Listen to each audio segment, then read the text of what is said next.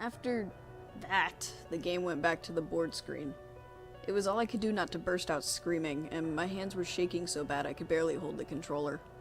I knew the game was going to test me if I kept playing, but I had no idea it would go so far, or that it was even capable of doing what it just did. I could feel my brain going haywire as I asked myself, did the game just read my mind? That didn't seem possible, but what other explanation was there? It was then that I could no longer deny what now seemed obvious. This game is alive, and not only that, it can also establish some kind of mental connection with the player. And yet, I couldn't convince myself to stop playing. I don't know if it was the game messing with my mind or just my stubborn curiosity, but even with the previous revelation, I really wanted to see this through to the end, even more than I did before I beat Dementia. Terrifying as it might be, even dangerous, I knew that if I quit playing, I would never be able to stop thinking about it. If I tried to restart the game, it might go back to being normal again.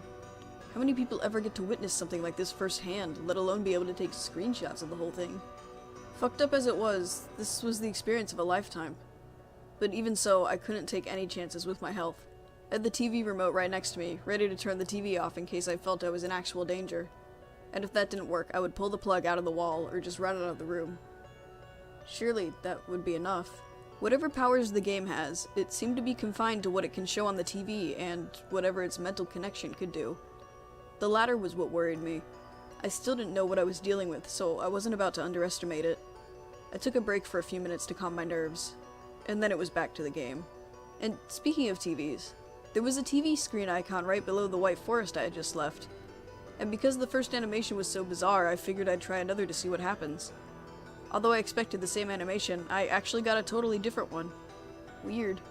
The music for this one was the Neptune board music. Fitting, I suppose, since it's a fishman and all. I can't help but wonder what the point of these things are. There was one more TV screen icon, so I figured it must have a unique animation of its own. I was going to make sure to see what it was before I left Entropy. But then it was time for another level. The gold brick icon was the closest thing, so I went to that, and I started up in a gold labyrinth level. My health and power were refilled. Not sure how or why, but I was glad not to be heading in the unknown nearly dead. I also noticed that my Mothra sprite had shrunk to half its original size.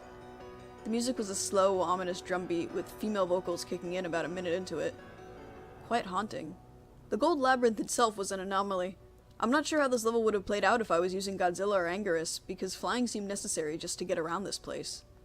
Another thing that caught my attention was that when you go left, your monster actually turns and faces the left. That sounds stupidly obvious, but in the original game you were only supposed to move to the right, so when you tried to move left your monster ended up walking/flying backwards. This level was apparently gigantic in size, because every time I thought I had reached an end to it, or thought I was going to end up back where I started, I encountered something totally new. Things like lava blockades, new enemies, and statue faces. And I found one statue face at a dead end with a wide, open-eyed stare. The night Melissa died, she had an expression on her face that looked exactly like this the whole time. Even when she got hit by the truck, she still had that same expression. I can't help but feel like something really is staring at me from behind the screen when I look at this. I really didn't want to be reminded of that night anymore, so I left the statue almost as soon as I found it. I needed to find the exit anyway, which proved to be no simple task. It felt like this level stretched on forever in all directions. I must have wandered around the level for at least 15 minutes before I finally saw something. It was a creature that wasn't gold. Seemingly the only one of its kind in the level. Lacking any kind of hover ability like the other creatures, it just walked back and forth on the platform.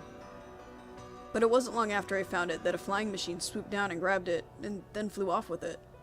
The machine apparently had not seen me, so I decided to follow it, to see where it was taking the creature.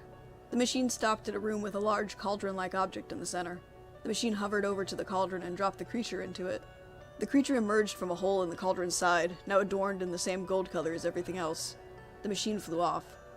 I'm not really sure what to make of this, but I'm glad I came upon it, because I found the exit soon after. When I got back to the board, I realized that the bosses hadn't moved at all. A bit odd, but it didn't bother me. It made planning my route through Entropy easier. There were still 2 new icons to explore, the Indigo Cliffs and a black version of the Labyrinth.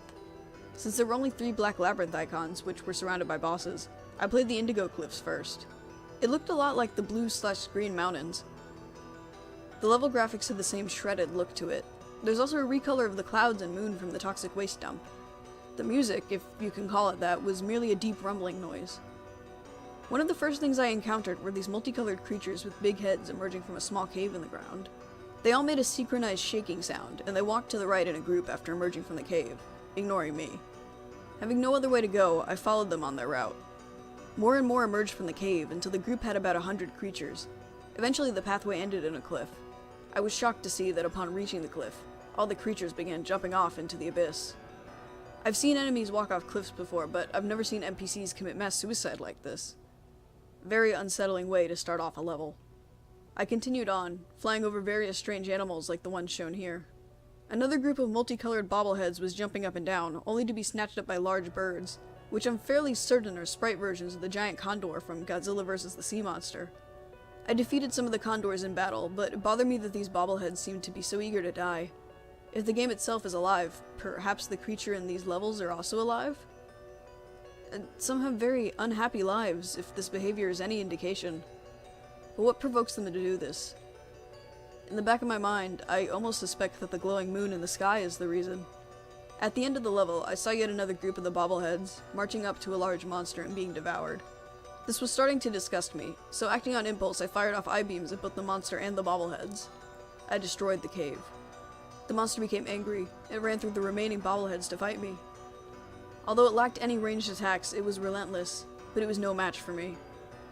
I was in the home stretch now, up to the bosses. My plan was to go through Batra first, then Megalon. After that I would watch the last TV screen, play the Black Labyrinth before fighting Godzilla. And lastly, going through the chase with the Hellbeast. I was curious to see if it would be in a new form again. But first things first, time to beat up Batra. As I expected, he started off in his larva form. The music was Varen's battle theme. Whenever the game puts in a new Godzilla kaiju with more than one form, the other form always shows up. For a game that's otherwise inexplicable, it's rather startling in its consistency and accuracy with the new kaiju bosses. The fight started off simple. Larva Batra fought in a similar fashion as Maguma did, charging back and forth and occasionally firing off lightning from its horn. During the fight, I noticed that Mothra's combat capabilities have been altered in my favor. The eye-beams did twice as much damage as they did originally. Now they were as strong as Godzilla's punches. The poison powder was similarly improved. It also did this nice thing where it would actually hit an enemy when you used it. In the original game, even though Mothra could fly, she was unable to fly over an opponent. You would get knocked back the same way as if you just ran straight into them, which was extremely annoying. But not anymore. I could change direction and fly around, which was a big help because fighting Imago Batra is much like fighting a clone Mothra, although Batra is distinctly faster and stronger. No longer impeded by its slow-moving larva form, Imago Batra was a fearsome opponent. Although it lacked the horn lightning, it now had a new, more powerful eye-beam. Batra could change direction just like I could, so this battle involved a lot of flipping and flying around. It was pretty damn fun, to be honest. So after defeating Batra, I was excited to see what Megalon would be like. But first I went through an Indigo Cliffs level and shot through a lot of the creatures for the health power-ups. So, about Megalon. His music was Gigan's theme. Makes sense, since Gigan was his battle partner in Megalon's one, and so far only film appearance. He was a lot like Mogira, but faster, with more weapons. He'd start out charging off with his drills. I liked to fly back and forth around him, which seemed to really annoy him. After a few seconds he'd step back, turn around, and start spitting out grenades. Those were a pain, because they'd bounce when they hit the ground. Lastly, he started spamming his lightning beam. It only went straight forward, so it was easy to duck under it and then shoot him with high beams. Overall, I'd describe him as strong, persistent, but dumb. I was now nearing the end of Entropy. I had just taken down Megalon, and I started up the last TV screen to see what I'd get this time. The result was unpleasant. The music for this gruesome scene was the password theme. I couldn't figure out why this animation was so sinister and violent in comparison to the other two. The whole game seemed to be growing more malevolent. As I went on to finish Entropy, I began to feel drained. It's hard to describe. Like I had suddenly become tired when I wasn't before. Most likely it was just the tension from all that had happened in this game getting to me, but who knows. The last level type on Entropy is what I call the Shadow Labyrinth. The scenery was recolored from gold to black. The music was an evil ambiance, similar to the unforgiving Cold Loop, but distinctly different. The music was my first sign that this level was going to be distressing. I traveled through the maze for about a minute, and I noticed there weren't any creatures hovering around. It was an odd transition from the Gold Labyrinth, which was overrun with creatures, to this level that had nothing at all. But then this might be a good thing. Maybe there wouldn't be any obstacles and I could get through the level with ease. Then the screen went dark, and immediately I snapped out of my daze from a few seconds earlier. Everything had been darkened so that the only thing I could see was the Mothra sprite. I couldn't tell where I was going and I ended up frantically running into walls. I heard a noise, the sound of a crowd running through a hallway. And along with the running came the roars. Loud, roaring sounds, which I would describe as something like a rabid dog the size of an elephant, screaming with fury. And I could tell that whatever was making this noise, there were lots of them. I knew there was something there, but it wasn't until I did some screen cap editing that I got to see what my pursuers looked like. But at the time I couldn't see where they were or where I was going. I was literally running blind, and this mob of beasts eventually caught up with me. All I could think was no, as I saw my life bar rapidly declining. The monsters had taken me down to half of my total health when I was saved. The light came back on, and the attackers had disappeared. And so the challenge of this level was revealed. Find the exit before the lights go out and a pack of monsters maul you to death. I was in panic mode now, moving as fast as I could go while trying every path I could find for a way out. As I played through the level, the lights went out a total of 3 times. The second time, I would have been dead meat had it not been for one of the wide-eyed statues. As I stayed close to it, the monsters seemed to all avoid me until the light came back. The statue warded them away somehow. I was safe as long as I stayed near the statue, but at the same time I had to leave to find the exit. The Shadow Labyrinth turned out to be much smaller than the Gold Labyrinth, as it only took about 6 minutes to navigate to the end. But before the exit, there was a row of halls leading straight down with no way out once entered. You either got to the exit before the monsters reached you, or you died. Thankfully, I made it out. Only one more boss, Mecha Godzilla. I started the battle, and got something unexpected. Not only did my life shoot back up to 100% again, it seems to do that randomly, but instead of a replacement boss, I was fighting Godzilla. But any Godzilla fan worth their salt can figure this out. Mecha Godzilla started off like fighting a clone Godzilla, but his disguise burned away after only 3 life bars. Usually a transformation only occurred at the halfway point. At this point it was like fighting Mecha Godzilla in the normal game. Felt kinda nice to fight one of the original game enemies for a change. Although he wasn't exactly like normal. He also had a rainbow beam and finger missiles. This prevented me from doing the old trick of backing him in the corner and hitting with I-beams in a spot where he can't hit me. But that was always a cheap trick anyways. But after getting him down to half his health, something weird started to happen. His sprite started to glitch in much the same way as Godzilla had way back in the first world. After a few seconds, the glitches began to form a new shape.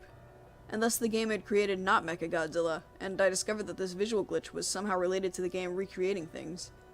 The human face on this one gives it a very uncanny look. It was one of the stronger replacement monsters and had the most firepower. Pictured here is its mouth beam, which I got caught in the middle of. Even though it was a bit stronger, it was also slower than its original counterpart and couldn't jump around as much.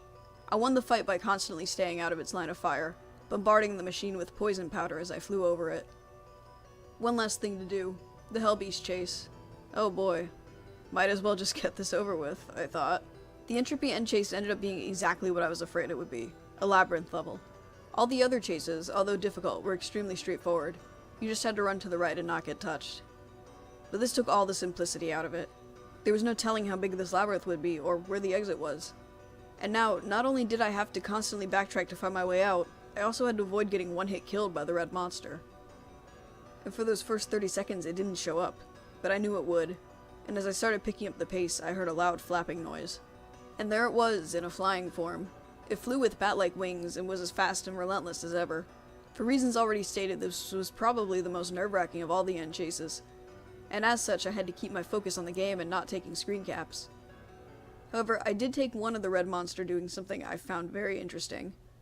I had managed to lose it by going through a different path than it apparently expected, and it was blocked from attacking me by one of the organic walls of the red labyrinth. Or so I thought.